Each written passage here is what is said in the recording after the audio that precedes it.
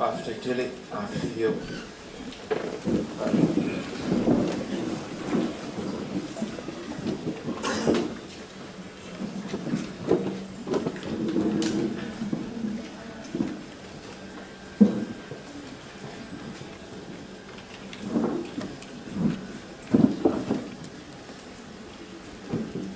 Olha o ala se ali tudo feito. Eu vou fazer ele mal ele tá mapu e ni aso ni taia awa leo no foi sua maulo leo porto moi fitia fotas awa sauninga tawolo fa malo mo fa to ina we fio mai te mai tai lo isi or pa io ni vam pulia lava ya fioi fa fiori ama pu mo ngata ya ela taia in form to Malu ya joy sale po. Ia ta finga ya. Do no wat. Ya tu sama o na fatu ai to si. Na malu to we o mot. I vailele nei. Wa le fioro fio mai da malu malo ma so. Le fioro fio mai sui, fono sui to fi. Le fioro fio mai mai tai pala dia. Malau cabinet. Le fiolo il famsi. Le fiolo il fontelai. Le fio foi. Le papa o poi io le giù. E a me si foi lo piso lo isi. Ma le loro non manco le ne sanno. Fata fatto di tempo. E ieri stavo fino a stadio ma le sa no foi o fiong e tai le malo e ana tonu wai ko io ni sauni o ia ma tu papia tu a fio mai tala mai a e sauni nga o ia nei fa malo mo fa to ko ina o fio mai tu mai tai do isi au te tapa ma fa lo o sunga i fa tenai nga revensios sa su fa tenai nga tausi wa fa fia na to yalo form malu ya sale po ya wal te no sauni ni tai no su sa su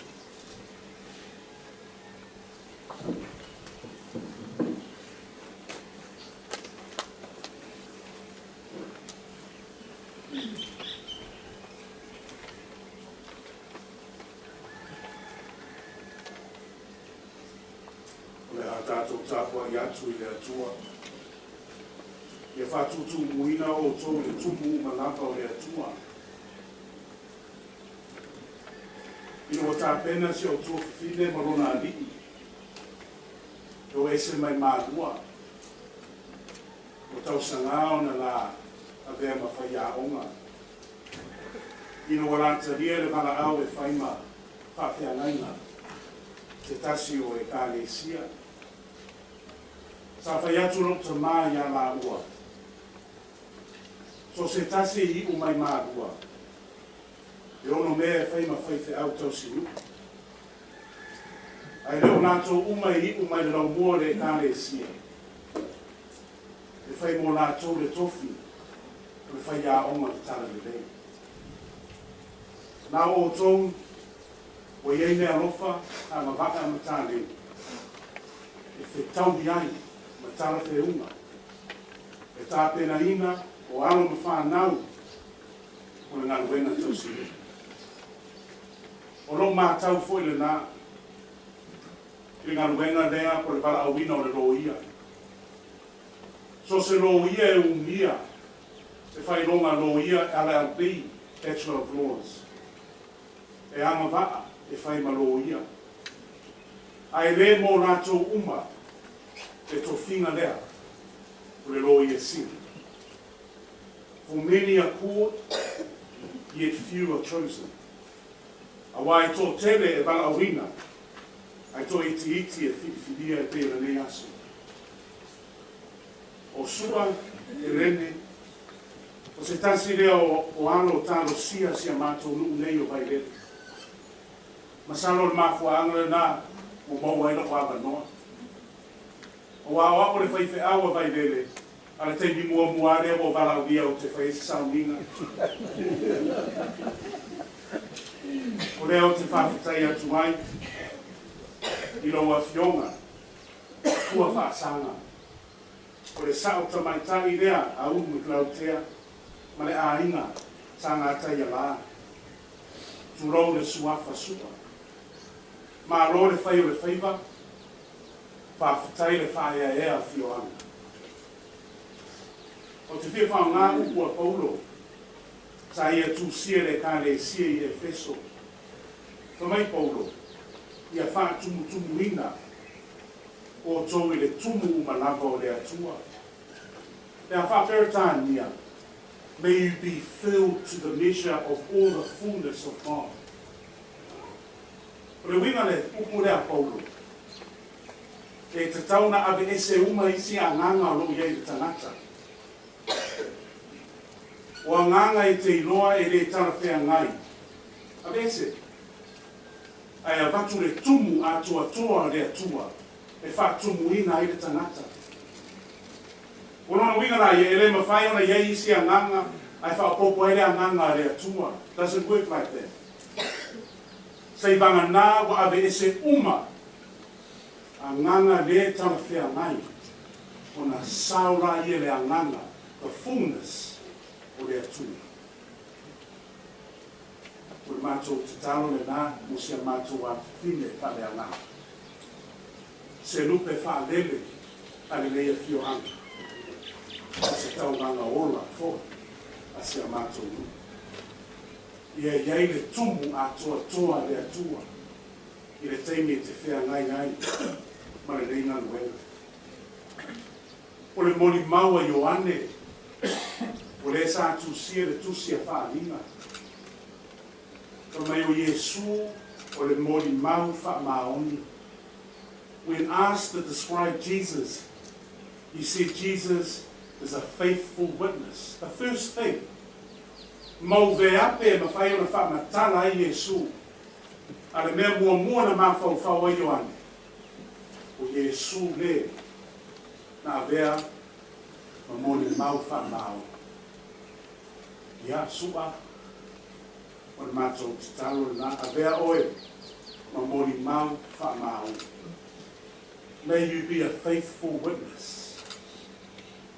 Mo sia o atu nuu, mo sia tātou nuu, mo nai āinga, e pa ia man mamanu o le mālo, ma tangata Samoa. Ia e mori mau, i le alofa, ma le wha maoni o le anga le lei o le atua. Mori mau, o le atua e tūlai, e sa ili le tangata. O le pese le o sa uni, e le au whai pese. O le pese i ronga le ka le sia i whapea, ave lo wola i au ngā. Isi le mānei o le pese lea. A pea o mawhau le upu leo le ave. Te mawhau foi i le tuspa ia. Awa whamai le perafeta o malaki, o whetalai atu le atua. Pea o tau ave, pea o tau au mai, o tau tauranga, o tau waaila ia, o te tōwina pupuni o le lani, ma o sasa e manuia i runga ia o tau. Pe winga no tala, mo tuane e tala whea ngai, e ave le tangata au le atua e sasa. Le atua e sasa. E se le whai ngō fie o le ave. Ai pēr tātou ave sua, pēr ave lo tangata, lo tā leni, lo wanga waa o teimi. Ona e waaira ia. E sasa mai le manuia. E lunga ia te oe, ma le nei atu no. Aua lava, nei māsalo sesi upu ia, ma le afio pa ia o le atu. Ave, ave. Aua le wha loto rua me ave. Ave ia pule ai, le ona le manuia, o le fo e fo ai le file ni. O le atua pule te tele, e au maia mea lofa maanga vaa whale anga, i au ngā mene le iai tātou. Ave ro wona i au ngā, le rie i au wheau. Ave au aso ua tutoe, e vi ai laua fia. Ia le leilo pe asau tātou pesi. O whai ulai al titana. O na leo ke tau. E tātou ke pese whātase. Ma tātou māwhau. Ave. Ma le sasaa mai o le manuia o le atua o loo whaulai. O le upule nā le tuspa ia. The abundance. E whaulai. Whamanuianga e fia sasaa i rungo o Samoa. Manuia le tātou mālo, manuia le tātou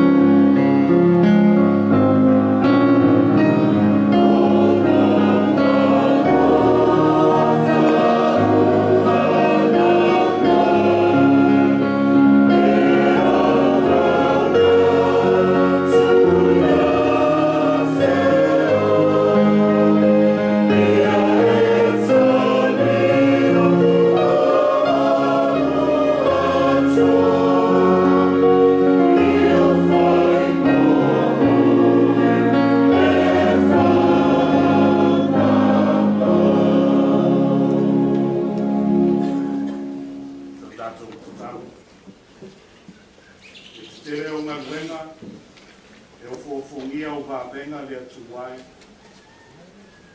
e tonu ma mamanu lau a fio le tupu e au paia, wa au whanga poto lau atu nuu, i o mātou tari tonu lau loto lotoi lau a nganga paia le mea nei, o mātou titano le atuai, i e whao uina o mātou tangata, sa saa ma le lini mai lau manuia e ungo nei tangata, ai meise o mātou taitai. Mana waifo lau a nganga paia i runga o lau au na nei, o lewa mātou tō fia le whaiva, ma le ngaruenga loa ia sili, ale mā loa Samoa. I e fōhaki a te ia le arofa tū noa, e tau ave ai le manao au tangata. Ia maua e ia le loto arofa i le ngaruenga, ai meise le loto maua lango. A whaia le ngaruenga le atungai, i e tuuina atu ia te ia le poto, ma le tō whawha le atua, ina ia whaia ma le wha maoni. Ia whaia wha i unga, e peo e wa maua le mawhau a ke riso. Ia tū mau ia te ia lo nganga pa ia. Aua lava nei wha vai le ngaruenga le lei. A ia wha lia pea. Ma avea ia ma wha taita inga le lei I luma o tangata. Le tamaro whai. O mātou au ai oi atu, ma au ngani atu. Le ringi ifo I lunga o mātou nei. Ai meise o taitani, o e tō fia. Ina ia mātou maua le tumu a toa mai raua fia. Le whaulaki o raua rofa. Ina ia mātou ana e whaia o whi au. Ia whaia ma le mā ele ngā, ia whaia ma le wha maoni. Ina ia mātou moni mau atu I le upu. Ia mātou maua le wha maoni le ono sai ma le alofa. Tusunu atu lau mana manama I lunga o mātou nei ai meise ro atu nuu. Te māma tina mātou tua o lo te tano matapua I mai se o lava. I o mātou whānau iti. Tuina atu o manuia. Papai atu I roto maanganga tangata Samoa uma. Ia mātou talia e te au le tala le leile nei aso. O le mātou te talo lea whātasi ma te talo lele oa. Te talo lilo a le tangata o mātou tuuina atu. Whai a pēlo whina ngalo pa ia le atu wai. Ai aua lava nei whai a le loto tau a nau a mātou. Ono Jesu ke riso lo mātou a li I whao. Amen.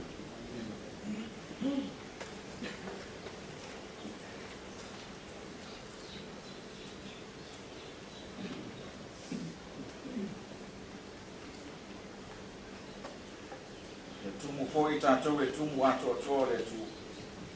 O ia nofu foi le awhionga le tua ia tātou ia terela.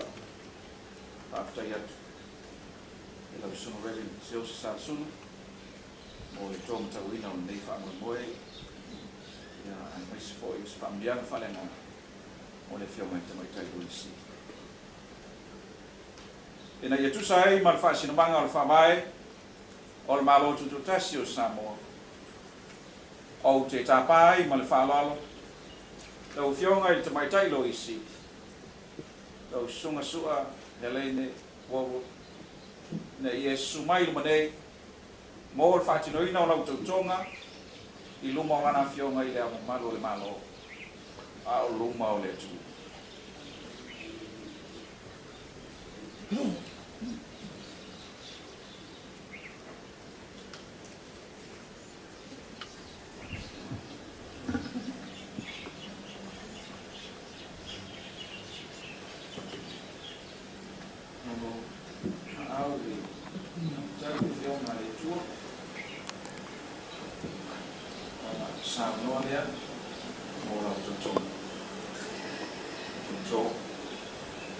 O au o sua Helene Wawo. O te tatu o atu I luma o le atua silisili ese. O le o ngalua I mai wha maoni. Ma le alofa, ma le le wha I tu au I le tuwhinga o tō fia iau. Ma ole a o whaatinoina o tiu te umai tusam tulafono. I le poto mal malosi atu atoa wa fua ina mai le atua ia te au. E tau tua ai Samoa. Ia soswani mai le atua ia te au. Whaata. Morning of film.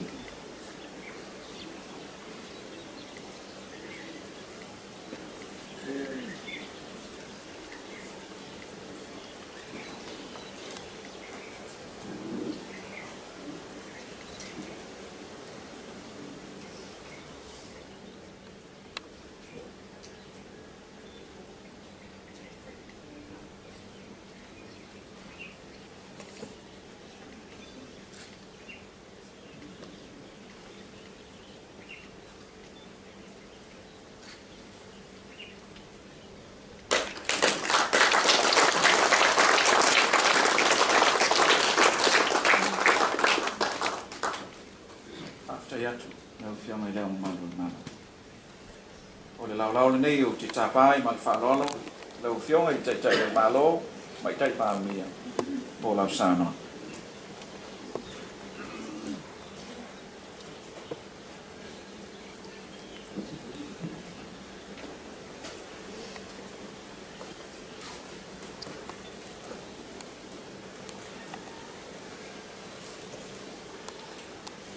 Sunga il tai ia o te manatu lava tāo so le nei potu kutonga i le whiau o mamoni mai i le tumu o le ri whapena o na whafoe ai loto soifua mai tātou gola ia e ma e fo isi o tala tama sari su i la wafin ia o le winga mata mo fia foi leo o tātou ma tātou pa Samoa. Tātou te apo ia tama whanau. Ia ma tātou ave iai, tātou whamulia, ma le tātou rangaranga.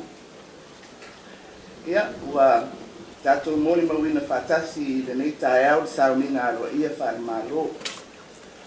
Mo le whatau toina o le tamaita ilo ia sili, le fionga ia asua he leine Woolworth. Ua tofi nei na te tau aveina le nei tuwhinga tau aloa o le malo. Ia, mo se taimi, a e tau sa ili se tātou tofi tu mau. Ia, mo le nei ofisa tāua. O te mamoli atu le wha malo ma le whaftai i lau whionga le lo i sili. I lau tula i mai e tau ave le nei ngā ruenga tāua mo le tātou malo ma le atunu. O le tuwhinga o le lo i sili. O lo whata oto manino i tono o tula whono whawae. Mai o se tūlanga tofi tau aloa, ale malo. E mtua tere lo na sao e whautua ina le malo i tūlanga whaatula whono uma. Ina ia malu le wha i ana whaatinonga. Ai maise le tau sisia, o ai ina uma o tula whono. O lo o lima taita ina ai ngā ruenga ale malo. E le po pe lilo le whataua o le muri taia o ai inga whaatula whono. E whangai o iai ti ute ma matawhai oi o le malo. A wale tu inatu o au nanga isi o tātou tunu. E whapena fo i le puipuia o le malo ma le au whainga ruenga. Mai whaatinonga e ono sopo tua au iai ngā ruenga. Ma whaono nunu ai le to aui. Pe a vai manua ai le tau mwhai atu o le malo. E whaatau nuu o na tiute mo le tau tuaina o le atunu. O sua, o se tamaita ilo ia o tere tausaga o tautua whaalo ia I Samoa nei. Sa amata lana tautua I le ofisa o le loia sili la fe se lau I laiva. Ai le tua le atunuu mo isi whaamoemoe. Matoe tali mai ai le lua afes fultoli. Ma whaaua wai lana tautua I le ofisa loia o Walworth Lamb Lawyers. O ia foi o lo avea ma presidente o le society o loia a Samoa I le taimilei. O te taofi ua lava tāpena le awhionga sua e tawaveina le nei tuwhinga e tusa mai e inga o le tūlafonu whawai. O le anganga mawalunga o le malo I a tania pēr tūlanga alua ia o mtawhai oi wha tūlafonu. Wa ia inga ma au lape I whaatinonga una mai tāua tele ai le whautuanga ale loi si. O le mātou te talo ia whaamanuia le atua I tūla I mai o te tamaita I loi si. Ia pātere lau sipisila I vala tāua uma e sanga mati ai le ngā ruenga alo ofisa. Ia maua le anganga o le ngā rudue e oe ai ma whaururunga o I tūtino uma o le malo. E lalanga whaatasi I lo o tau whaiva o le whautua I le malo. Ia tautuana auane I tuua e whautua o lou tiu te lea. Ia sanga whaatumu la utu I le poto ma le whautauta mai le atua. Wa ko I ni tau o le a whitai ai. Ia, maua pēr le tō vāia mi whaamoe pēr I le whaasino mai o le atua. Awa o nao ia, tātou te mawhai ai ia uma. Ia, I whaamania mai le atua I lau tuwhina. Manuia ia nei sauina, soifua.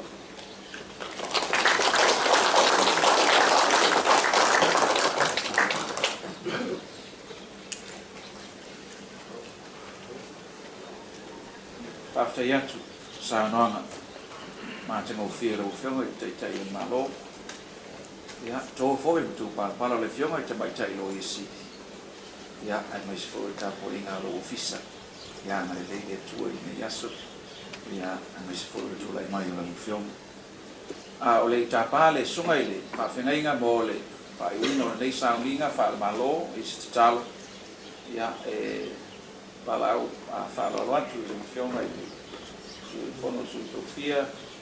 Ia, whaalo o le whionga I le Pamsirisiri, Fomtalai, o Io Kabineta, ia ua Saambia, ia le tamawhitanga, ia I le mautinei o le whionga I le aumalu, ia awaso o tō whaasina malosi ka mai ane nei Saambinga.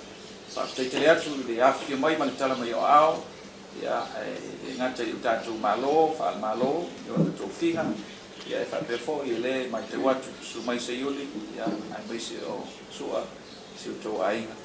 Ia ai yuri foi ia nei yaso mo le whamoe o maurunga ai mo mapuepue ia le mautanei mo le nei sauninga ia ona o loto wafia mai whaftai atu lau whai pese mo tau tia le nei o la whai pese le tanga roenga al palamia man kabineti e ka le ngia I sospitu ma so se vala o tatu whaatinoga whamanota pena ia whamulia I le masamatu whaamtolanga leile tua I lau whionga ia I le amumalo le malo mo se ofoko ia e whapepoi o whionga I le sui whono sui tōwhia whionga I pāmia mana o kāpeneta ia e whapepoi le whionga I le pāmsinisiri mana o whionga I whongatalai a mātou malolo ina I le le rei o le tua tāpā o sunga I whapengainga e whae une nei sauni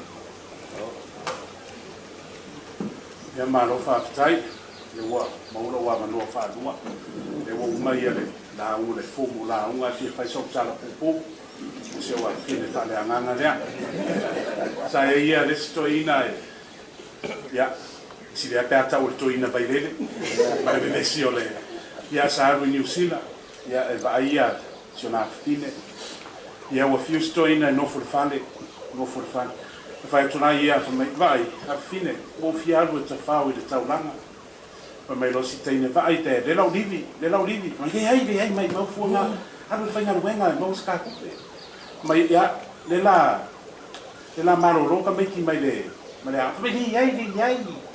Ole aonga, se aki nga vale ka me ole aonga. Ngal kuwa o kaulanga. Mawanga ngal kuwa o kaulanga.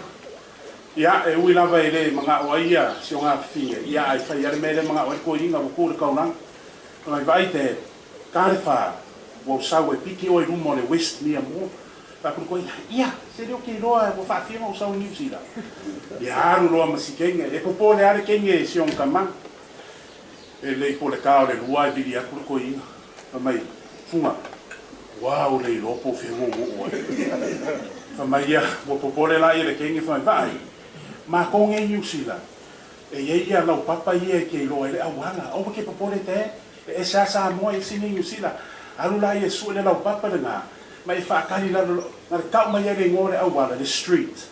Ia mo wala kuna ia. Ia fa mai ia fa kali mai su me lau papa le.